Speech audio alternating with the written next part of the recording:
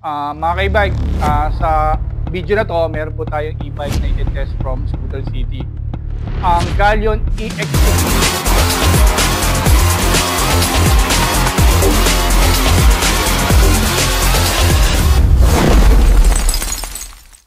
Itetest po natin ang quality nito. Pakikita po namin sa inyo ang features, ang presyo po at quality ng e-bike. Ipakikita po namin sa video na to.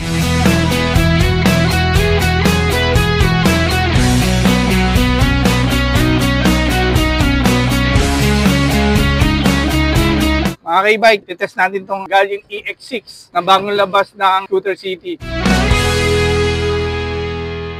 Ang ruta natin, it's almost 37 to 40 kilometers ang magiging ruta natin. Dadaan tayo ng mga bayan ng Giginto, Bulacan, Malolos, Plaridel. Yan po yung pinaka-ruta natin gagawin ngayon. I-check natin kung gaano kalayo ang nararating ng EX6.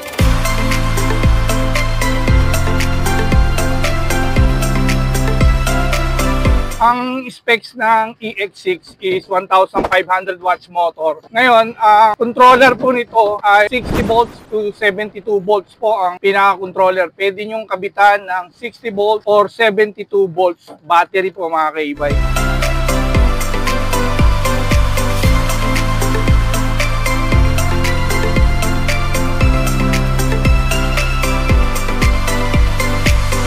Bali mga ka-e-bike, 6-seater po itong e-bike na to.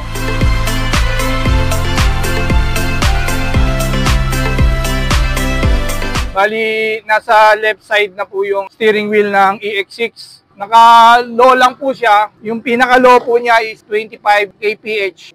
Lagay po natin sa mid. Tumataas po yung speed po niya.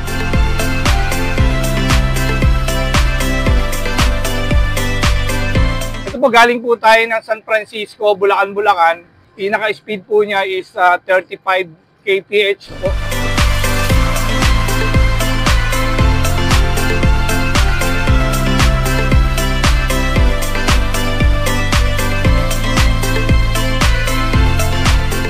Lalabas na po tayo ng bahay ng Bulacan. Ito po yung pinaka-arko niya.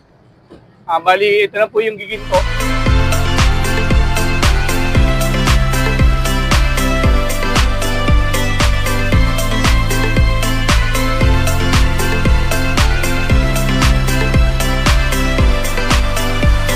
Ito po yung pinaka-mid power niya.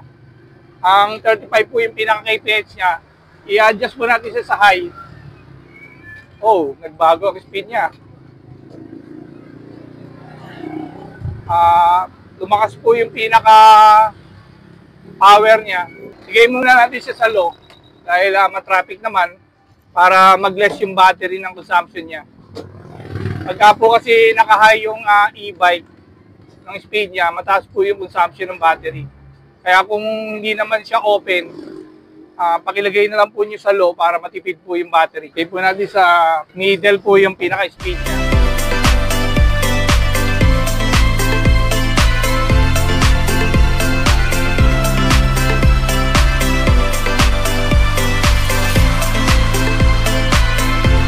Bali, kakanan po tayo. Titignan po natin yung pinaka-turn ng e-bike na to.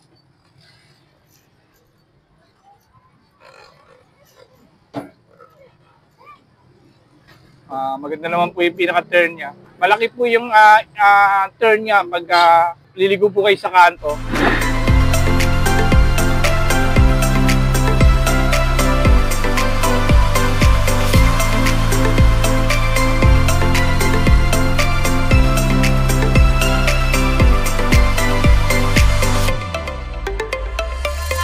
Ito po yung likod ng Walter Mart. Itong dadaanan natin. Ilang-ilang po ito. Ilang-ilang street.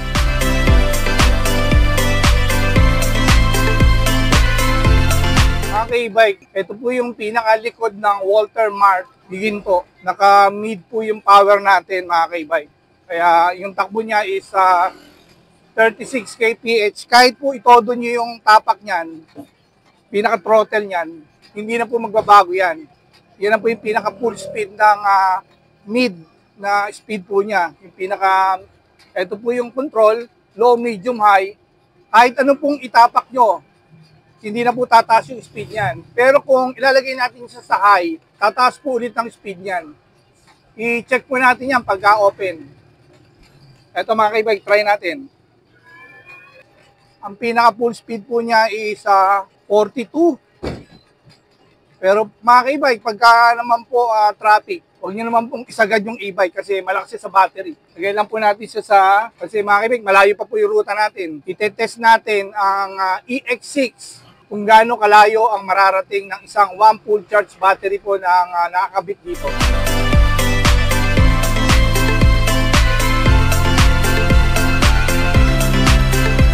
MacArthur Highway na po ito mga ka-e-bike. Ito po ang simbahan ng Giginto. Pinaka-bayan po ng Giginto.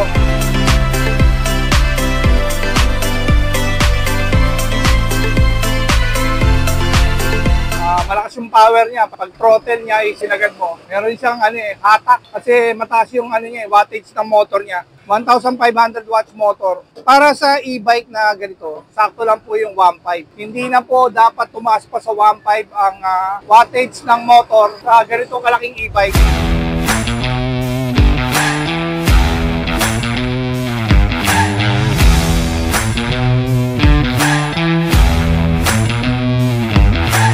Bali, papasok tayo ng papuntang Bulacan. Kakanan tayo. Ito po yung Honda ng Giginto. Ang manubela niya, soft naman po siya, pero hindi siya ganong malambot na malambot. Pero sakto lang po siya. Maganda po sa e-bike yung may konting tigas yung manubela. Ito, kung titingnan niyo yung steering niya, saktong-sakto po yung turn niya.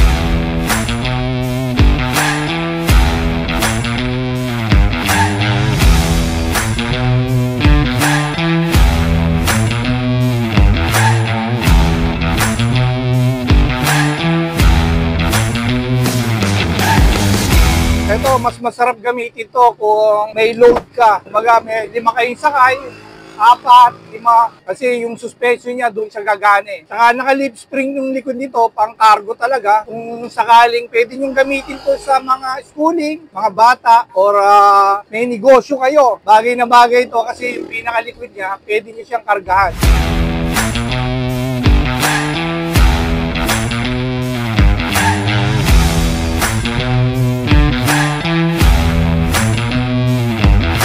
Nakikita ko na yung arko ng Bulacan. Papasok tayo ng Barangay Matungaw.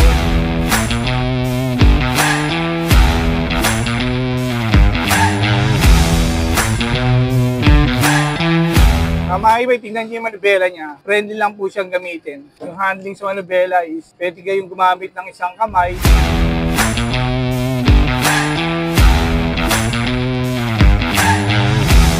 Nasa Matungaw na po tayo mga ka-e-bike.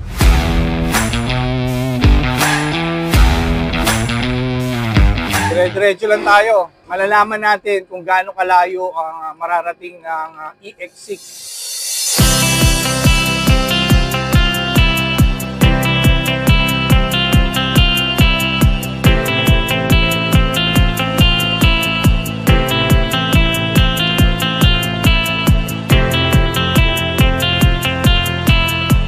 Medyo may speed din ng konti. Nalulusutan natin yung mga tricycle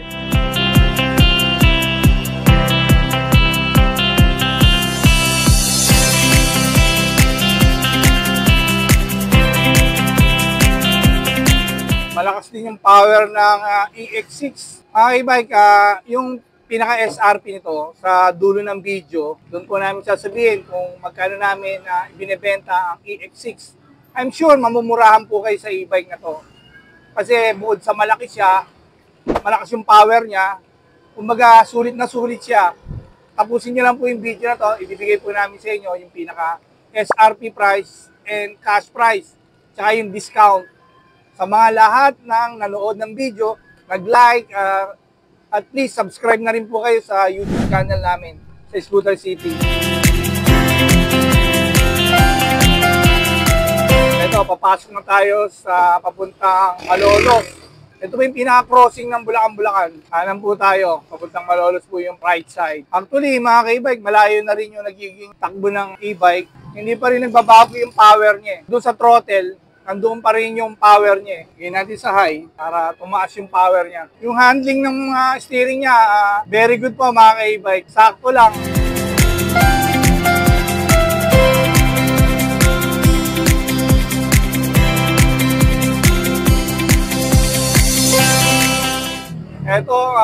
Matabang, may Santol.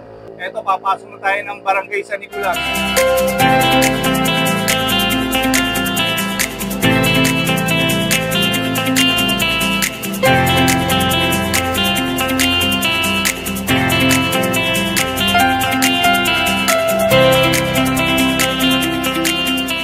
Doon mo malalaman yung e-bike kung maganda yung power niya, maganda yung handling niya, masarap siyang gamitin kung i-road test mo siya ng malayo. Napakalaki ng controller ng EX6. Hindi mo siya kayang pag-initin kahit na i-convert mo siya ng 2 battery. Kung maglo-long drive ka, magkakaroon ka ng extra battery, si-switch mo lang siya, tuloy-tuloy ang takbo. Dahil yung 1,500 watts motor na to is actually 1,500 watts talaga. Kasi makikita mo yung laki nung motor compare sa mga ibang specs na na-encounter namin. Maliit lang yung motor niya, pero nakalagay sa kanya 2,000 watts motor. I'm sure baka hindi siya ganun. Kasi habang lumalaki yung wattage ng motor, dapat lumalaki rin yung motor. Kasi yun yung laman ng motor Marami siyang wire, marami siyang component sa loob. Not like yung iba, ang liit lang ng motor pero 2,000 watts motor siya, 2.5.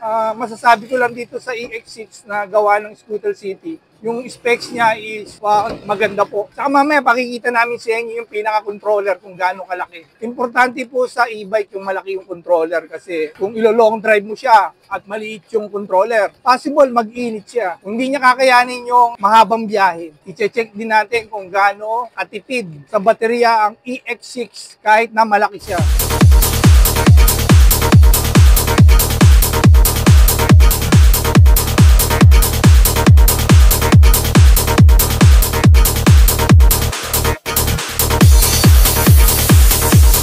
Ito, lalagpas na po tayo ng bayan ng Bulacan-Bulacan. Ito po yung Barangay Pitpitan. Ito po yung pinakadulo ng Bulacan-Bulacan. Pasok na tayo ng Malolos. Nandito na po tayo sa Mambog.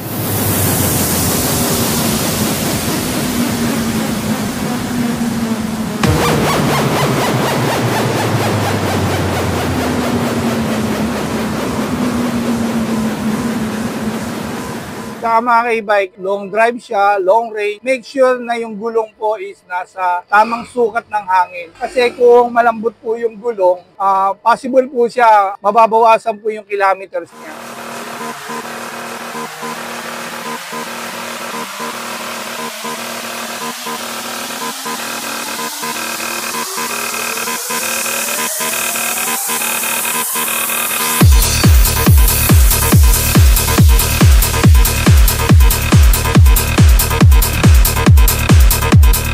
Pasok na po tayo mga ka-e-bike sa Barangay Matimbo. Kanina po is Barangay Mambog.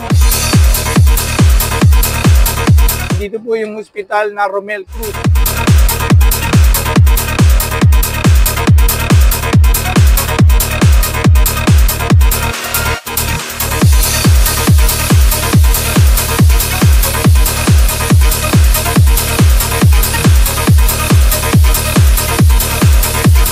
Bali mga ka-e-bike, nasa medium lang tayo, sa middle. Kaya yung speed niya is 34. Ang kagandahan sa e-bike na to, lalo na kung hindi pa kayo ganong marunong, sa mga speed selector niya, meron siyang average na speed. Hindi na siya tataas doon.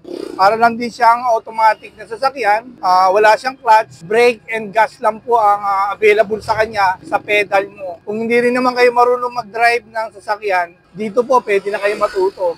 Automatic na kotse. Same lang din po yung niya, yung function, yung paano mo gagamitin ng isang sasakyan automatic. Same lang din po. Nagkaiba lang, mga switches ang nakalagay sa e-bike. Pero meron na rin pong e-bike na switch na lang din po ang nakalagay, button, kagaya ng Staria na 7-seater. Puro button na lang din po ang nakalagay sa kanya. Tsaka ito, magandang gamitin to, medyo mahaba. Masasanay kayo na mapapractice nyo itong EX6 na mahaba at nasanay kayo, possible, pagdating nyo sa mga kotse, yung pinaka-pina nyo sa manubela sa sasakyan, ma-adapt nyo yung haba nito, ma-apply nyo sa kotse. na kagaya ng Wigo, may apply niyo yung haba niya eh. Kasi importante po sa pagdadrive, yung sukat ng sasakyan nyo is nararamdaman nyo. Eto po, nagpas na po tayo ng barangay ng Matimbo, I'm sure.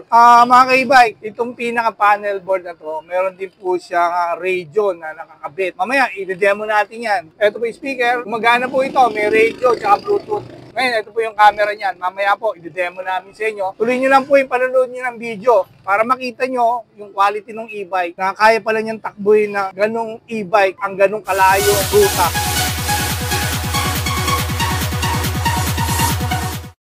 Welcome, Barangay Bagna. Papasok na po tayo sa Bagna. I'm sure ito po is Panasahan. Pasok tayo ng Bagna. And kasunod po ng Bagna is Atlag.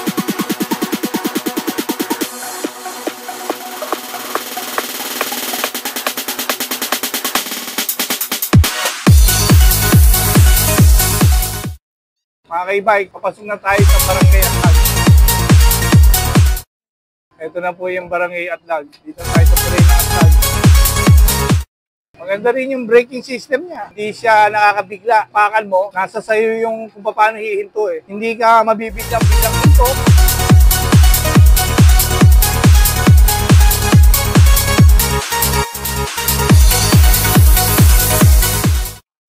Ang e-bike, pinaka-voltmeter niya, nasa 21 kilometers na tayo eh. Tsaka yung pinaka-voltmeter niya, 70. 72 volts po ito mga e-bike.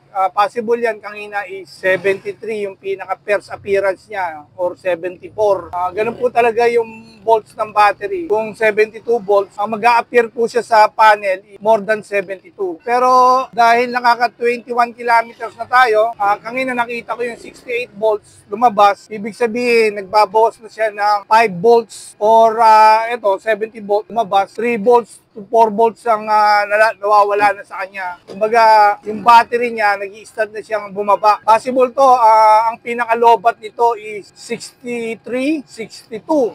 Medyo malayo pa rin yung mararating niya. Importante mga ka-e-bike na yung pinaka-voltmeter ng e-bike nyo, nasusundan nyo siya habang ginagamit. Kasi doon naka-base yung kilometers ng tatakbuhin ng e-bike nyo. Lalo na kung lagi nyo ginagamit yung e-bike, aaralin nyo yung pinaka-voltmeter niya para alam nyo kung malobat ba kayo or hindi. Siyempre, hindi nyo naman alam kung lobat kayo, kung may gumagamit na iba sa pamilya nyo. Or kung gano'ng kalayo ang tinakbo nung unang gumamit, magbe-base na lang kayo sa voltmeter mga ka-e-bike para sure na alam nyo kung gano'n pa kalayo ang mararating ng e-bike. Ang pagtitipid po ng e-bike, may kinalaman din po itong mga switches na to. Yung low, medium, high. Kung naaaral nyo po yung paggamit ng e-bike, mas makakatulong po sa inyo sa e-bike nyo.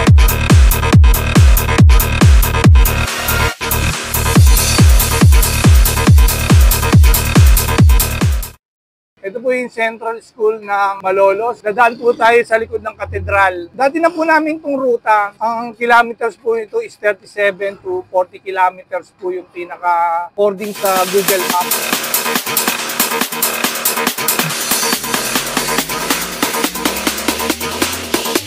Ito po yung likod ng Malolos Cathedral. Diretso pa po tayo. At hindi na rin naman po nagbabago yung power ng EX6. Diretso po tayo ng crossing.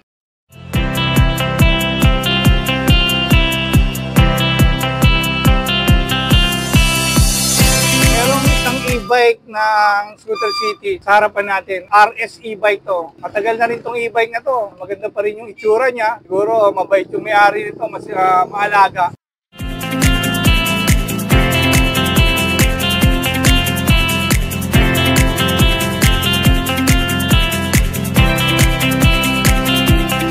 Ito mga ka-e-bike, pakita namin sa inyo kung gaano ka-smooth yung speed ng EX6. Pag tinapakan mo yung throttle, hindi ka mabibiglang umusad siya ng bigla. Kumbaga, meron siyang sakto yung niya, yung labas ng kuryente niya. Pag tinapakan mo, mga e-bike, tingnan mo ha. At tiwala rin naman akong kaya niyang pahintuin yung e-bike ng saktong preno. Ito mga ka-e-bike, tatapakan ko yung throttle, pinaka-gas pedal. Dahan-dahan ko siyang tatapakan, pag-abante niya, ididikit ko siya para malaman niya na sakto lang yung bigay niya. Oh.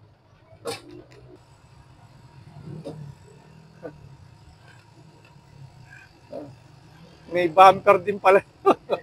Mga matibay yung steel bumper ng EX6. Makapal po yung bumper niya, kaya wag po kayong mag-alala. Parang nayupi natin yung pricing. Titingnan natin kung may tama yung bumper natin. Pero sa tingin ko wala. Matigas po yung pinaka-bumper niya. Mga crossing na ito ng Malolos ha. Tatawid tayo. At konti po tayo mga ka-e-bike. Ang dulo po nito, ang kadireksyon po ng ruta natin is Plaridel. Dadaanan po natin yung Toyota Road.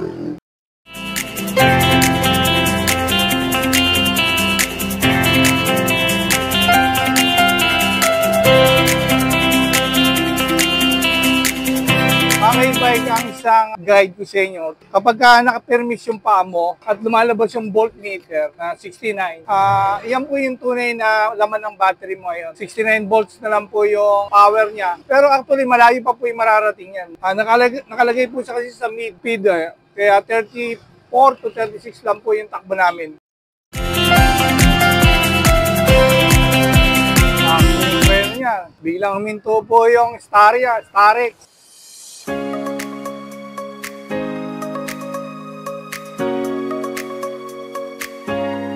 Kaya po nasa highway tayo, siguraduhin lang po natin nasa gilid tayo para hindi po tayo gano'n nakaka-istorbo sa dumadaan ng mga sasakyan. Kung open naman, siguro pwedeng gumit-na tayo ng konti para maluwag. Pero kung may mga dumadaan na sasakyan, dito lang po tayo sa gilid kasi ang e-bike po hindi naman po siya mabilis eh. Kumbaga makaka-traffic po tayo. Doon naman po sa mga malalaking sasakyan, irespeto nyo rin naman po yung nagdadrive ng e-bike para hindi naman po siya ma-accident.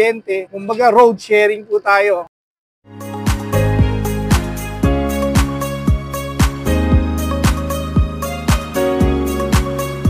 Dito po tayo sa Santo Niño, Plaridel, Bulacan.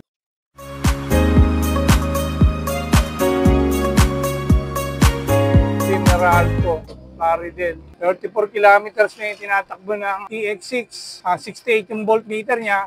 Possible, kaya pa niya tumakbo ng 20.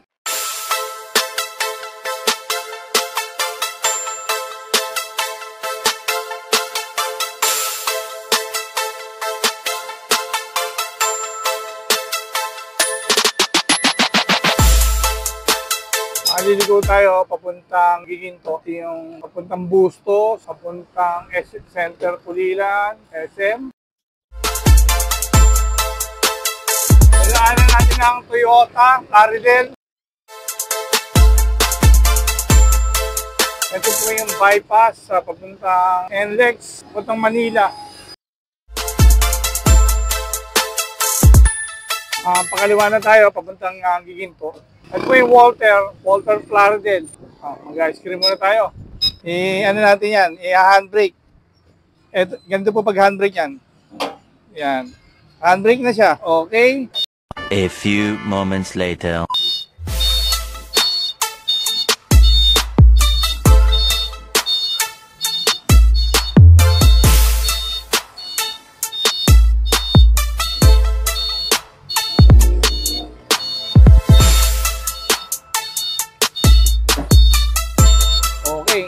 Tayo magpalamig, diretso na tayo sa bodega. Ito mga ka-e-bike, malapit na tayo matapos sa Plaridel. Ang kasunod nito, Giginto.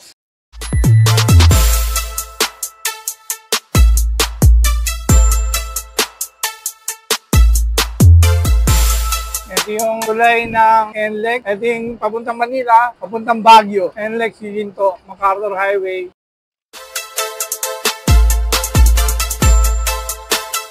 Okay mga ka-e-bike, nandito na tayo sa Giginto. Agata Homes, yung Scooter City main brand na Santa Rita, dadaanan natin. Isa sa pinakamalaking Scooter City shop at napakaraming laman na e-bike na nakadisplay. Makikita nyo itong e-bike na to dito sa Santa Rita. At sa lahat ng branch ng Scooter City, may display na po ang Galleon EX6. Naka-display na po yan sa mga store ng Scooter City. Check nyo po mga ka-e-bike. Ito po yung branch ng Scooter City main.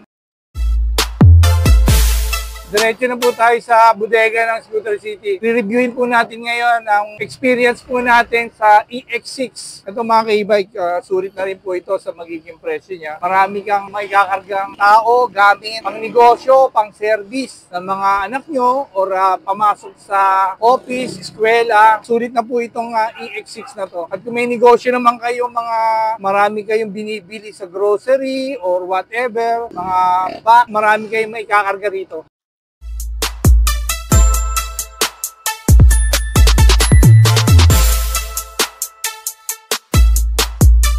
Malapit na po tayo sa bodega ng Scooter City. Yung battery power niya is kakaroon na siya ng reaction na bumaba. Palobat na rin siya. Nakikita ko na yung 65 niya eh.